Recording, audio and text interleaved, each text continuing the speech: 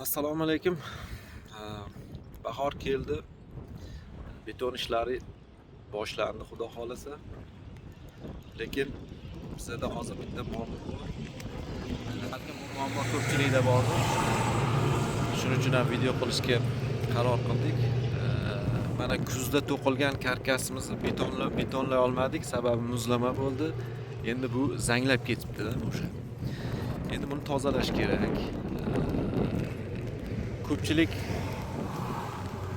zangni tozalashda sim shotkalardan yoki qum qog'ozlardan foydalanadi, lekin ochiq joylarni tozalash mumkindir balkim, lekin odam qo'li sig'maydigan yoki odam kira olmaydigan joylarda bu narsa juda ham qiyin bo'ladi yoki imkonsiz. Shunaqa joyda mana biz hozir o'zimiz sinab ko'rdik. 85% fosfor kislotasidan foydalansa ham tez, ham sifatli bajariladi. Ya'ni odam qo'li sig'maydigan joylarga ham hozir maxsus raspilitillar bilan kirib sepib tozalash mumkin. Mana bizda hozir 85% fosfor kislotasi, ya'ni 15% suv, 85% fosfor kislotasi. Bu narsa o'zi odatda sanoatda mineral o'g'itlar ishlab chiqarishda, oziq-ovqatda gazli suvlar ishlab chiqarishda ham foydalaniladi, oziq-ovqat sanoatida ham. Yana temir zangini ketkizishda ham foydalansa bo'ladi. Tushunarliroq bo'lish uchun hozir amalda ko'ramiz.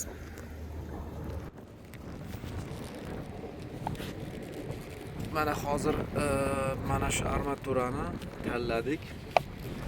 Bunda hozir test qilib ko'ramiz.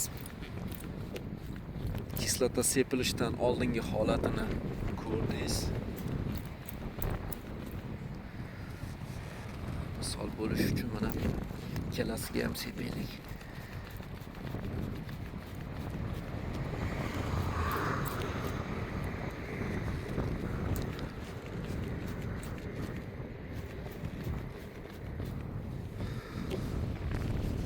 Qo'l bilan qilish sal qiyin bo'lar ekan.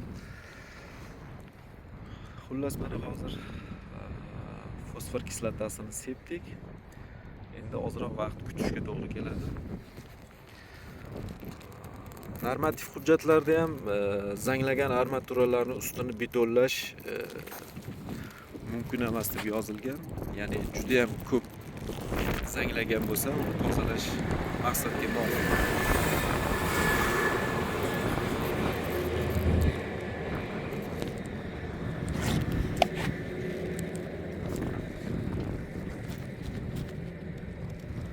Yaxshi tomoni odam qo'li yetmaydigan joylarda ham tozalash mumkin bu bilan.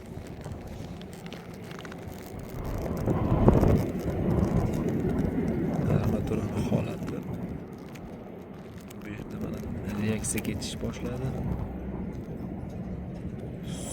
Suvda ham, yomg'ir suvida armaturaning umumiy holati mana shu.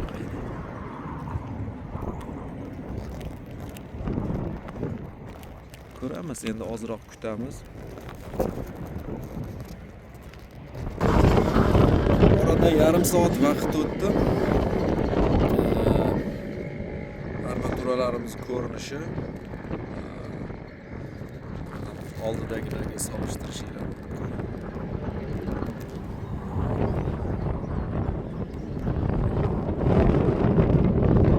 Fosfor kislotasini sepishdan oldin taxminan shunaqa ahvolda.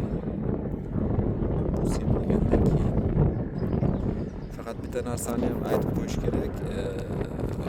Kislota o'z-o'zidan yemirish xususiyatiga ega. Ya'ni agressiv. Buni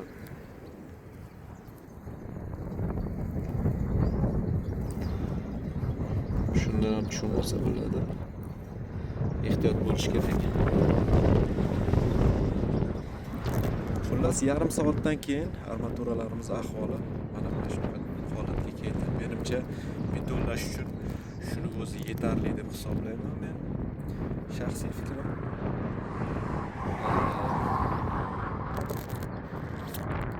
videoni qilishimizdan maqsad balkim shu bizga o'xshagan hamkasblarimizga foydasi tegib qolar.